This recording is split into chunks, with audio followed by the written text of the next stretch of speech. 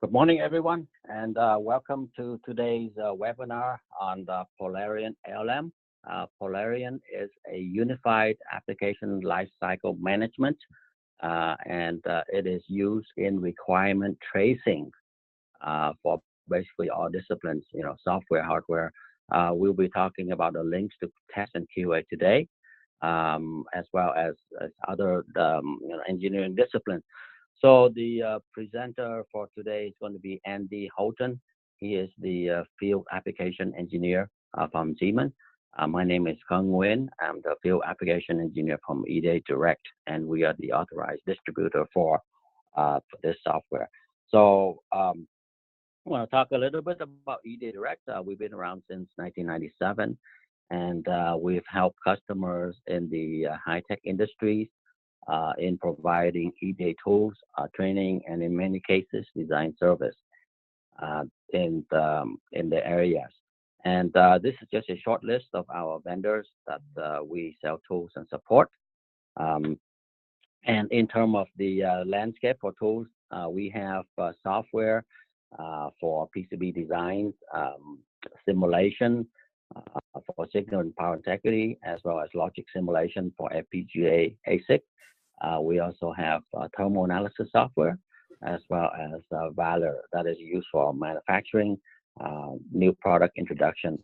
And today we'll be talking about Polarion. So that is the ALM software. The webinar today is being recorded, and the link will be available within 24 hours. If you would like to get a copy of the presentation, as well as the link to the webinar, please send me an email. I put my contact information on the chat window. Okay, and then just to keep the webinar,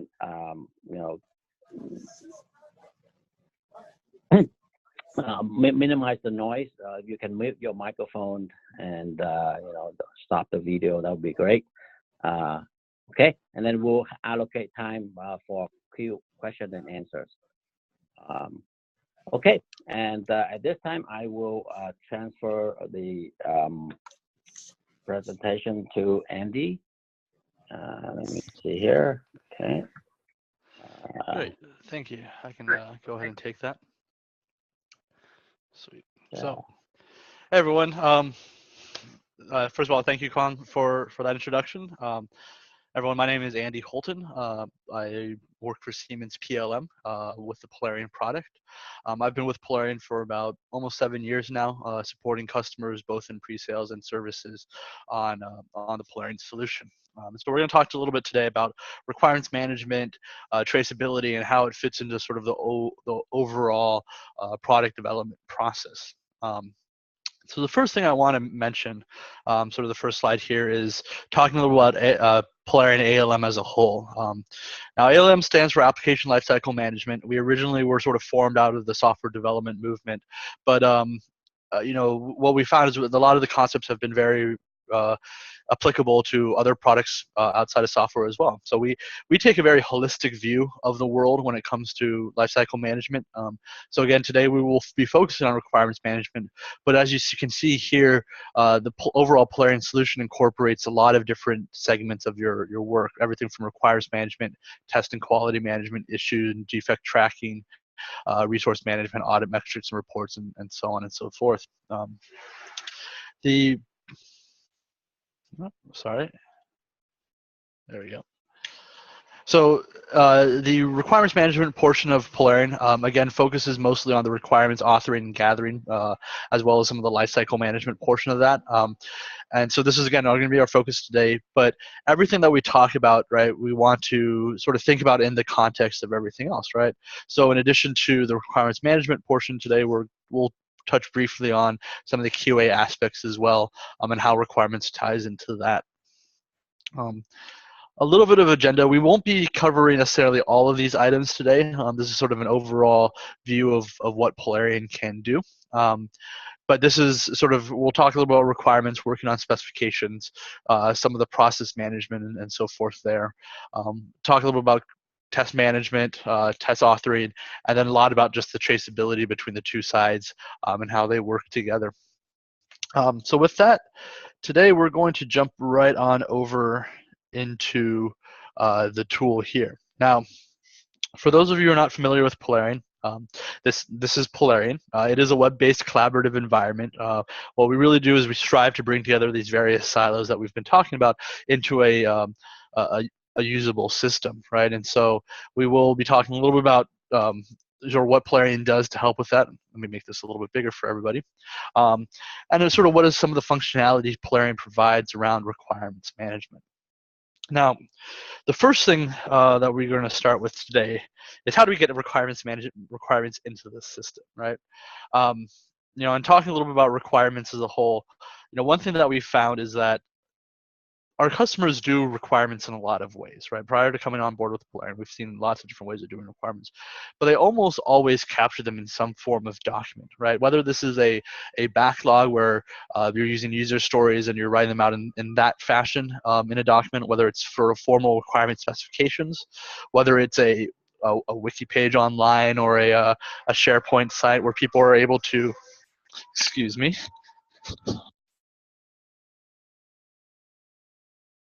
I apologize for that interruption. Whether it's a system online where people can go and sort of write their write requirements or just capture information from the field, right? Most of our customers come in from a document-centric requirements management solution or process.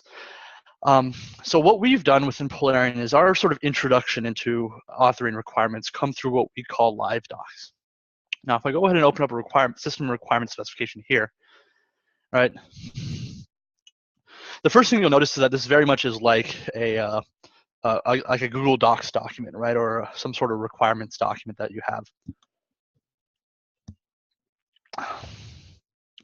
And that's true. I mean, one of the things we really strive for with Polarion is to make it as easy as possible to enter requirements into the system, right? If it's not easy, people aren't going to use it.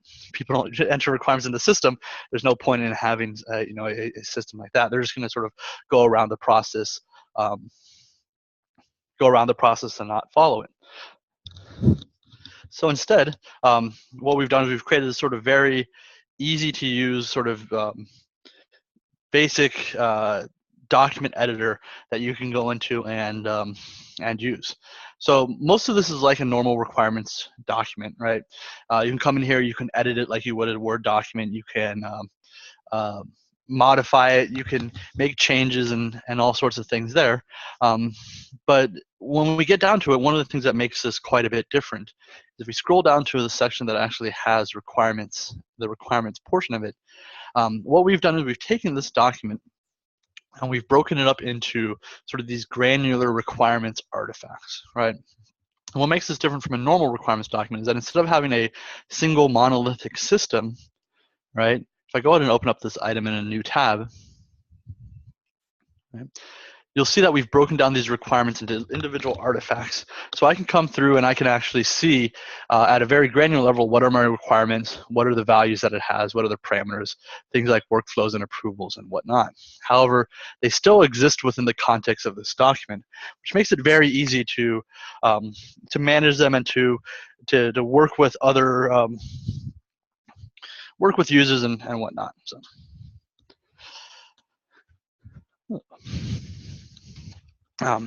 So as we go through here, right, one thing that we try to do, again, a lot of this is focused on ease of use.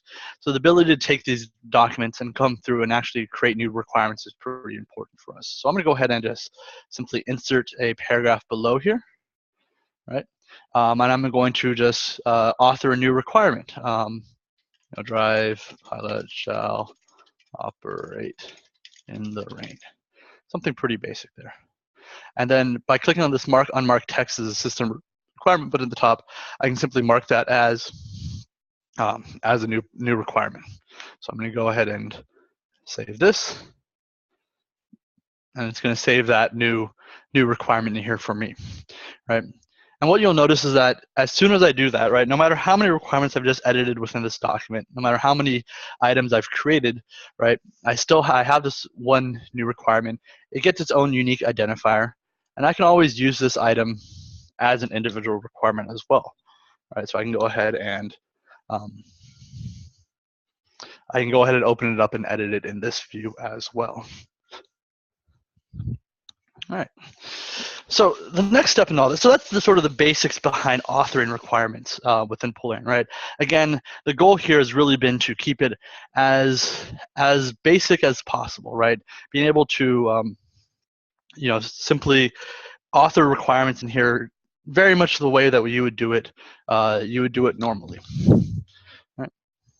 The next step in all of this is really to invite collaboration on these documents, right? Again, Polarion, one of the goals here is really to be a collaborative environment. We're trying to open up this system for a large number of users to be able to come in and to provide input and break down some of the silos that exist in this process. And so there's a number of different ways that we invite collaboration. The first is through some basic commenting systems. So again, similar to Microsoft Word, right? I can come through here and I can add comments directly, excuse me, directly to my work item. So I'm gonna go ahead and add a comment. I'm gonna say, this should be more specific. Can't spell specific, right? And I'll go ahead and save that against my requirement. Now, similar to Microsoft Word again, or any sort of commenting system, right? We can come in here, we can resolve this comment to say, hey, we've taken care of it. We can go ahead and reply to it. What do you propose, right? And we can go ahead and keep all the discussion that we have against this this one requirement in this document.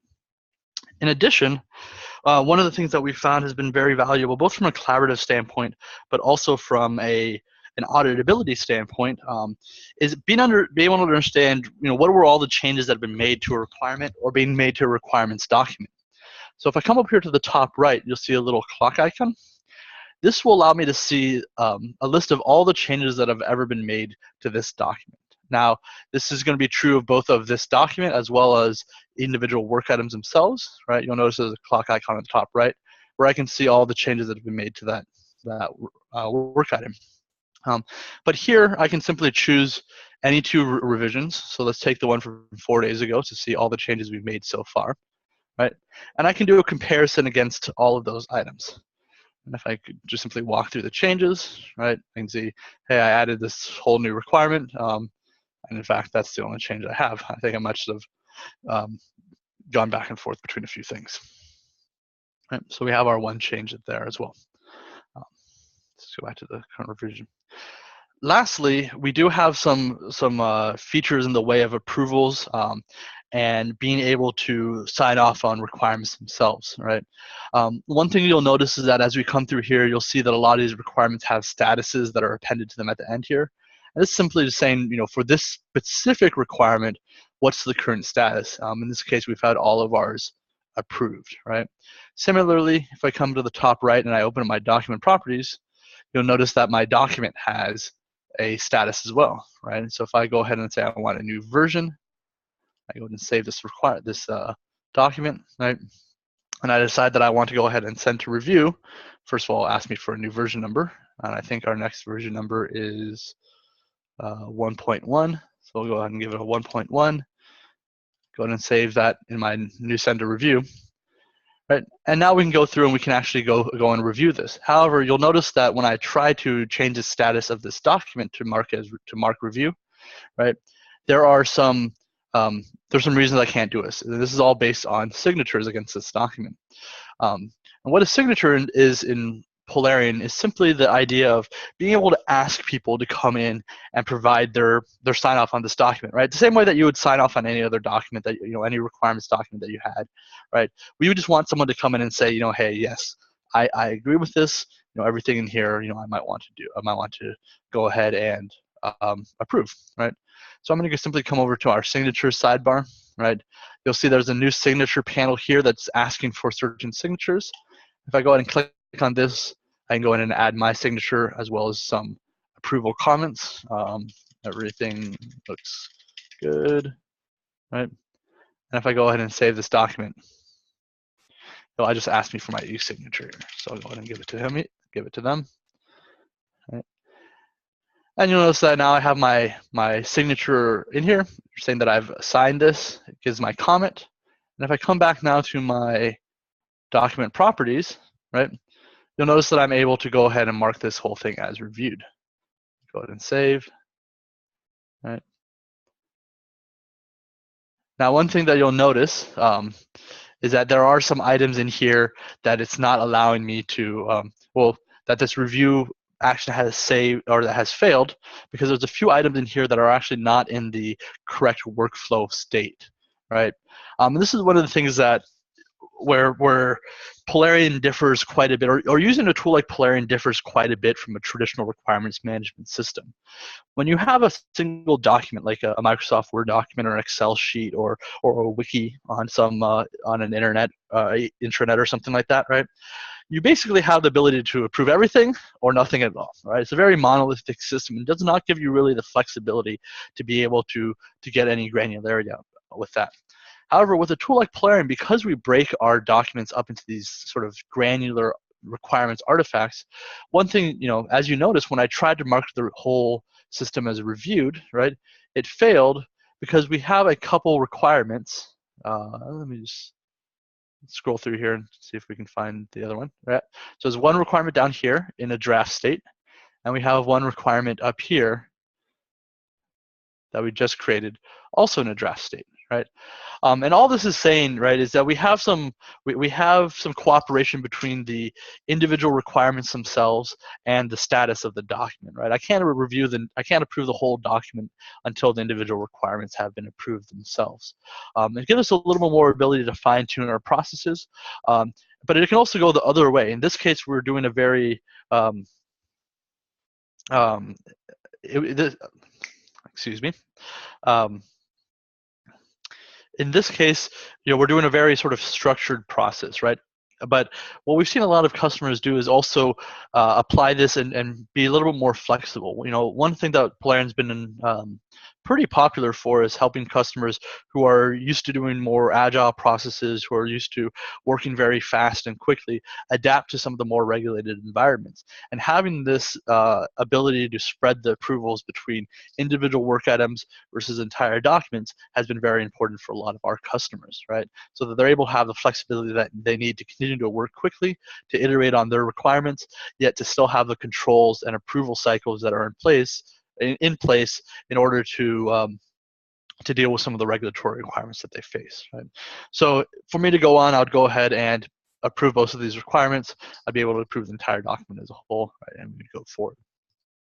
Now, going on a little bit, right, we'll start talking a little bit about traceability within the context of this system. But before we do that, I wanted to step back and talk a little bit more about collaboration. One of the things that we found very, very important with our users, again, is how do we make users as comfortable as possible within our system, right? If a user doesn't like the system, if it's something that they think is going to, make their work take longer, right? They're not going to use it. If they're not going to use it, there's no point in having any sort of tools in place. And my bet would be that a few people out here on the call today have been looking at all this document-based stuff that we've been doing, and I've said, hey, I never use Microsoft Word, right? It's not part of my job. I don't write documents. I look at everything in spreadsheets, right? Or I use databases, or I use some sort of more structured system as opposed to sort of writing requirements, right? And we definitely understand that, right? One of the things that I sort of hold very near and dear to my heart around Polarion is really this idea of what I call personalized collaboration, right? It's not just enough to have a system that everyone can access and a database that everyone can put their information into, right? What we really want to provide is views into that system that are personalized or customized to the individual users, so that each person can see the world the way that they need to see it, right? So a business analyst may very much want to use this document, right? Someone who's writing specifications might want to see this document. But for an engineer, for a quality manager, for someone who is used to more formal systems, right, how do you see this same information in a more structured format? And so coming up to the top right here, we have a number of different views for the system that we have. Again, because these are sort of, you can think of them as database artifacts within a document container, we can take that document container and we can view it in a number of different ways, including a more tabular view like this. So this is a tree view of our document, right? You can see sort of the document structure over here on the left. And when we get down to the actual work items themselves, again, I can see all the information about each of these requirements directly through the system here. This is also fully customizable or configurable. So each user can have a different set of properties that they decide that they want to show, right? And in addition, this does give you the view to start looking into the rest of the system. And this is where we start transitioning over talking about traceability, right? In addition to being able to see the structure of this document and all the artifacts within here, I can expand my my levels here to a few more levels, right?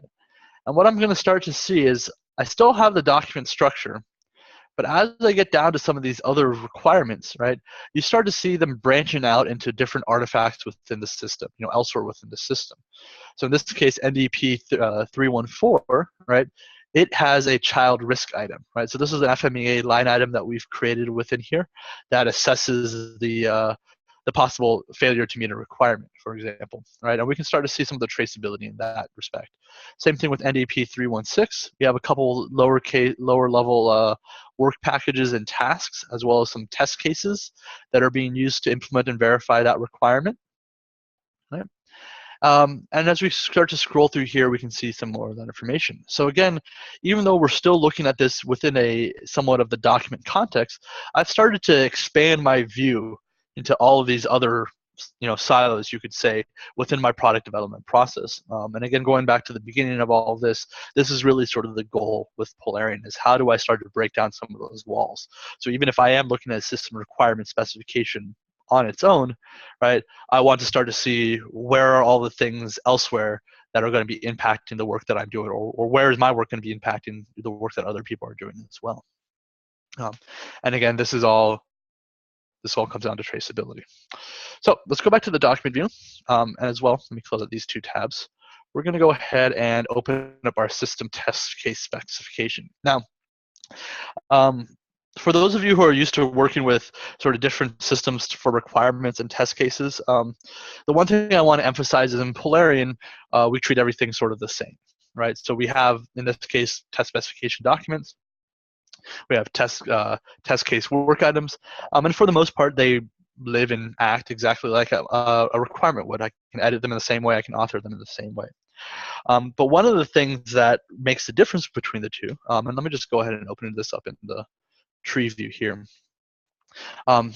is how do I create the links between these items, right? How do I start to establish that traceability? And what does traceability mean between these different types of items?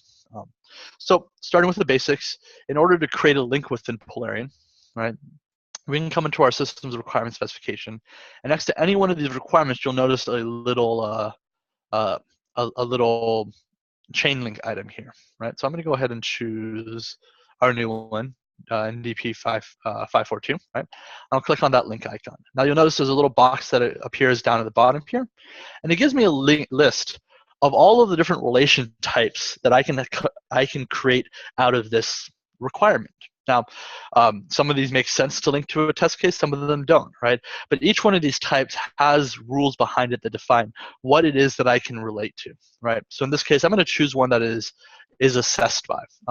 Is assessed by is our role for linking risk items to requirements, right? The idea being that an FMEA line item, for example, could assess the possibility of failing to meet that requirement, right? But when I come back to my system test case specification and I try to link that requirement to a test case by this is assessed by rule, so we'll go ahead and select this one down at the bottom here. You'll notice there's this yellow box that pops up, right? And it says selected roles not allowed by link rules, right? And again, going back to what we were saying, the roles that we have set up are very meaningful in terms of what they connect, right? In this case, I can only connect my requirement, my test case by the relates to and is related to by link rule, as well as by the is verified by link rule. Now, this is something that I think can seem fairly trivial, right? We're working with a lot of customers, especially if you come from a sort of a non-structured requirements process, right? This link rule,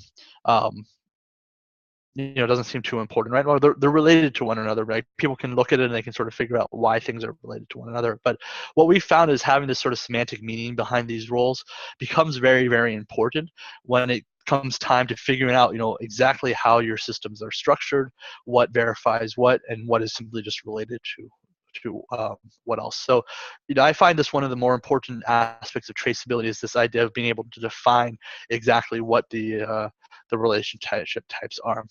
So I'm going to go ahead and save this this document here. Right? And now if we go ahead and come back into our tree view within our document, right, we'll notice if we expand it out to, I'm just going to expand it out to one level right now. We come back down to our new requirement. Which one was it? Yeah, NDP 542, right? We have now that test case down below that's linked to it, NDP 529. And again, this is one of the ways of being able to view that traceability.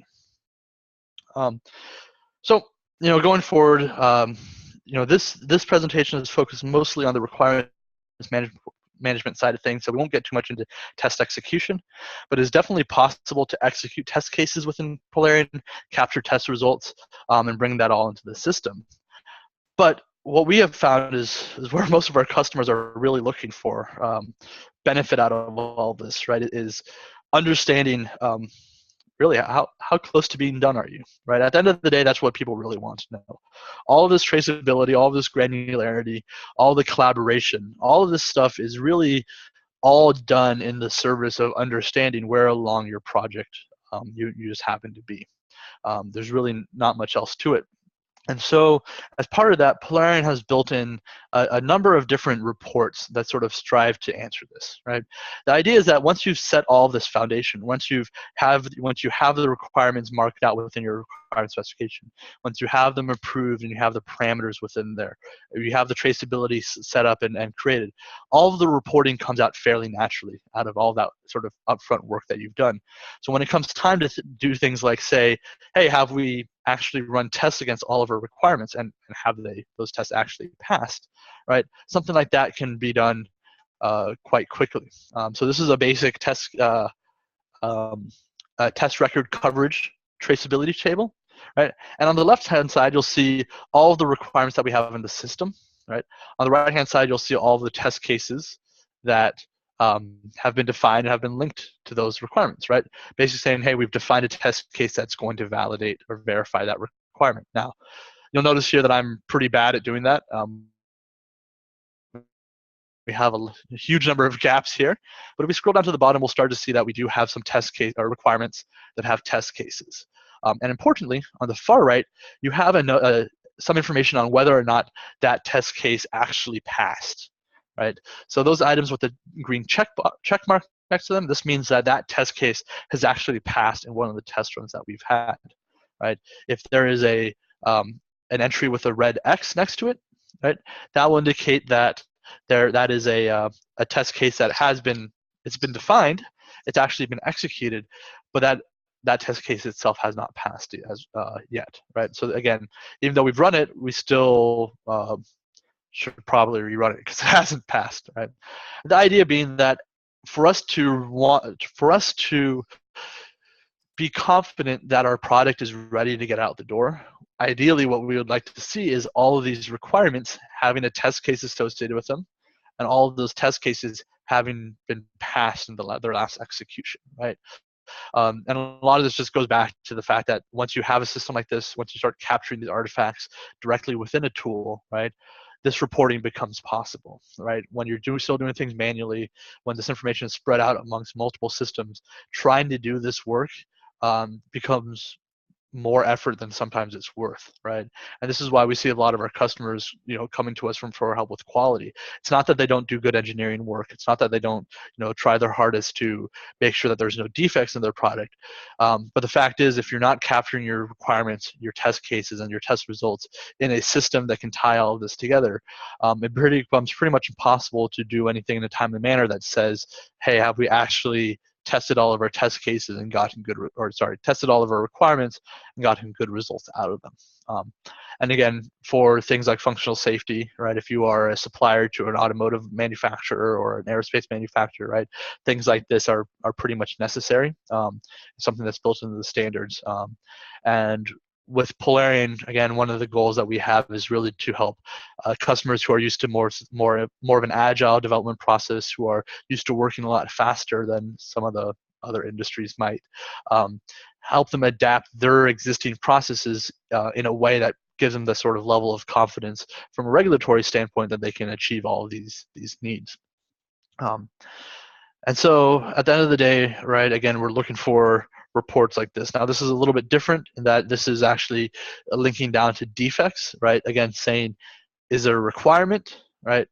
Does that requirement have a test case, right? And does that test case have a defect? Has it been closed, right? And so on and so forth. So ideally, this pie chart would be entirely green. Cool. So at this point, so this is sort of the end of my sort of in-depth presentation. I know we wanted to save some time for Q&A, and I'll be happy to answer any questions or go over any things in a little bit more detail if you'd like to see. Hopefully this gives you an idea of what we can do from a traceability standpoint in Polarion, how sort of linking all of these items together can help you come up with some of these metrics and reports that can really inspire some confidence among whether or not we've done everything that's needed to be done in order to get a product out the door. Hey, Andy, there was a question from the audience, but I think the presentation should have covered that. So there was a question from Lee Chen about how to import works in Polarion. So sure, yeah, let me take a look at that. Sure, yeah. So that's a great question. So where this question is coming from, I assume, right, is no one's starting from scratch, right? There's very few companies out there who are starting from nothing, and who are creating things from whole cloth. So if you do have a large number of requirements or a large number of artifacts or documents that are out there, how do you bring those into Polarion?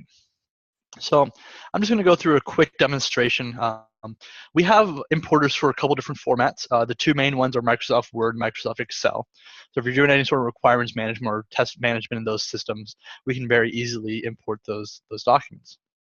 So I'm going to go ahead and import a Word document. And while that's, and let me just go ahead and find the one that I want.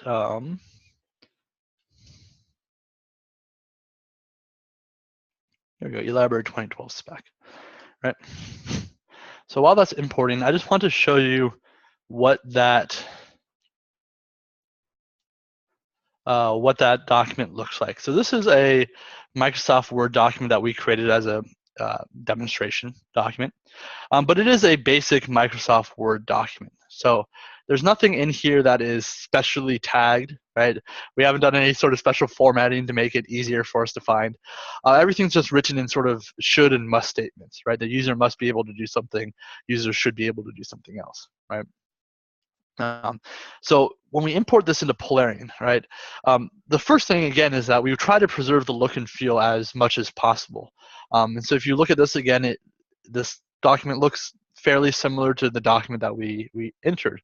But you'll notice that Polarion is starting to come through and tag certain sections as work items here. Now, unfortunately, these work items are being tagged as tasks, right? And what we really want are them to be, software requirements. So I'm going to have them be tagged as software requirements. We'll update the preview. And you'll notice now that they are software requirements. But some of these software requirements are incomplete. There's a whole bulleted list section here that's not being brought in, right? Here's some more bullets that are not being brought in. Right. And there are tables as well that are not being brought in as well. So this is where we can start to tune how Polarion understands this document. If we come over back to the right here, you'll see that we're using a very simple algorithm, or query, rule, whatever you want to call it, to determine what is a requirement. Basically, we're saying any paragraph that contains the word must or should, mark it as a requirement, right? And that's done us pretty well. We've gotten most of this stuff. But we want to do a little bit more, right? I want to also have anything that is a list item. So all of these bullet items that we have down below, I also want those to be requirements. So we'll also say that if it is a list item, also mark it as a requirement. So again, if I preview this, I'll just wait for that preview to show up. You'll see that we're getting a little bit closer. Now I have all of those bulleted items marked as requirements. If you come down to the bottom, right? And you can see that we preserve the structure of those bullets as well. So we try to be a little bit intelligent on how we do the structure of those requirements and how do they get brought in. But the last thing that we want to is we want this table here to be included. And we don't want this to be a new requirement. We actually want this to be included in the requirement above. So we're going to go ahead and say show advanced options. And we'll say we'll include the next paragraph in the work item description if it is a table. And then in addition, we're going to do one more thing, and we're actually going to start to set some of the properties and metadata of this requirement. So we're going to come through here, and we're going to say, I want to set the severity of the requirement to the value of must have if any of the conditions are met, and we want to say if it contains the words must, or the word must. Now, you'll notice that all of these are should have is the default value, so we're going to leave that there. But if it contains the word must, we're going to change it to must have. So again, I'm going to go ahead and preview this requirements document. Okay.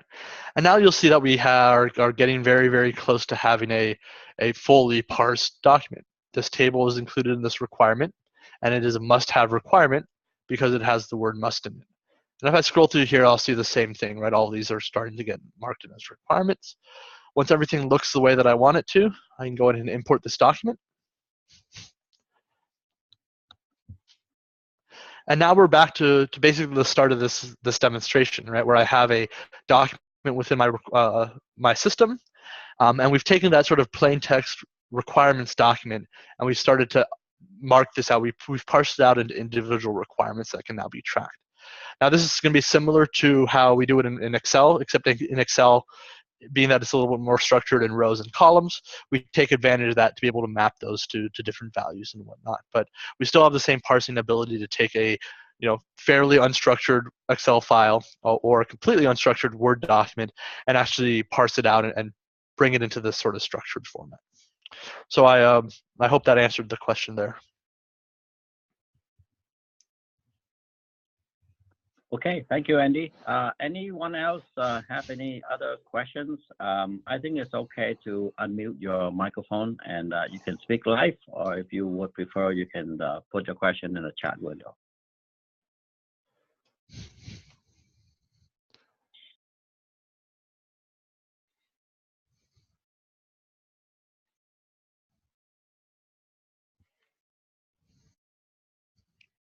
So, Andy, so beside the normal Word and Excel, we should be able to import the PDF and other type of design files too, like software. Maybe can you talk a little bit about software? Yeah. So when we talk about traceability, today's focus was really on traceability to test and quality and results and things like that. But yeah, Polarion does have full capabilities of traceability to software as well. We can link to a number of different source control systems like Git and Subversion and trace from a requirement down through the actual implementation and code. We can also trace to other artifacts that are not necessarily trackable in sort of this work item fashion. So we can have attachments with PDF files. If you have external drawings or files that you want to bring into the system, we can help manage that as well.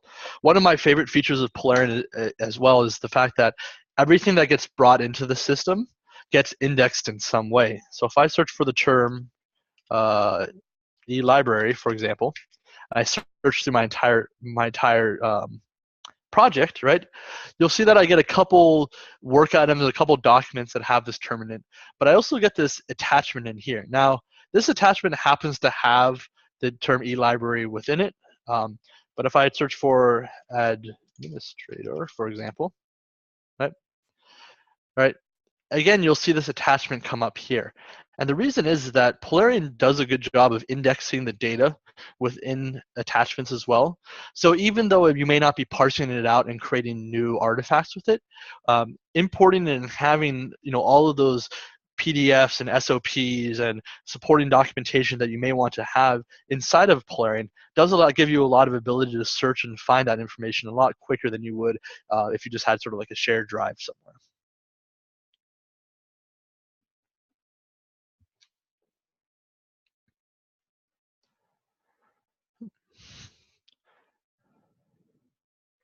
Yeah, so there's a follow-up question to the previous question. Is there a way to export the file in a different specified template? And definitely. So if we come and take a look at one of our requirements documents here, we'll take a look at our system requirement specification. Polarion does have a number of different file formats that we can export this in. We can export these documents in PDF. And we can also export them in what we call word round trip. Now, word round trip is a little bit different. It exports it as a Microsoft Word document, right, as it says on the can. But what's nice about this is it exports in a way that's a little bit more structured than a normal Word document. And you'll notice here that we have both the export document and the import change option. So any changes that you make to this exported document in Word, right, you can re-import into Polarion and have those changes be updated within the system as well. Similarly, we can export this table view into Excel, as well as a number of different formats as well. Right. And again, the Excel export has some of the same functionality. I can export an Excel document out of Polarion, make edits to that document, and import those changes back into the system. And these templates are fully configurable. So if you have imported the document from Microsoft Word, it will take that as a template. Otherwise, you can create your own templates to export the information out of the tool.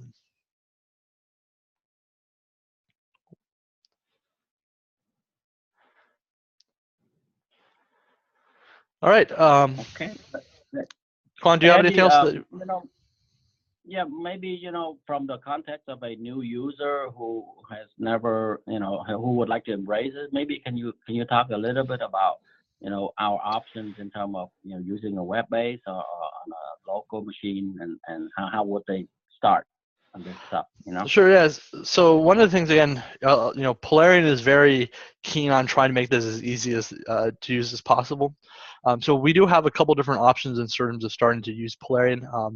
If you guys would like to start taking a look at it right away, we do have a free trial, both a hosted and a downloadable trial on our website. You're feel free to check it out, to download and install it on your own machines. It's quite easy to install. But we also offer hosting as well as cloud services as part of Polarion. Right? If you're trying to get on board with using a requirements management tool and you don't want to spend the time or the effort to set up all of the infrastructure needed for that, we can definitely help. The other thing I want to mention is that today's call was pretty short, fairly focused. Hopefully gave you a good idea of what Polarion can do in the realm of traceability and how it can help there.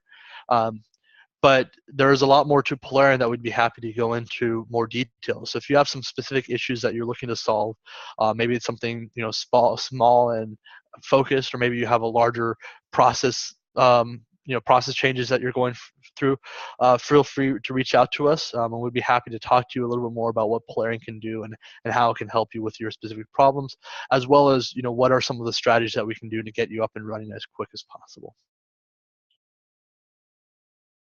Okay, great. Thanks, Andy. And again, just following on what Andy was saying, today's an introduction. There's a lot more that we can do, and everyone has their own specific requirements that we can tailor to.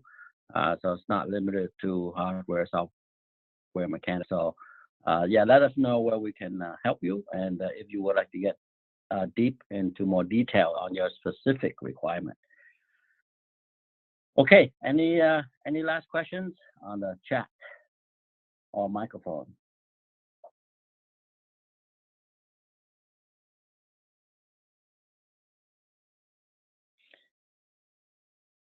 All right, and so with that, thanks everyone for attending, and thank you, Andy, for helping us out. So let me know in my chat window my contact information if you like a copy of the presentation or the link to the video, and hope to see you in the upcoming webinar. Thanks. Thanks everyone for joining.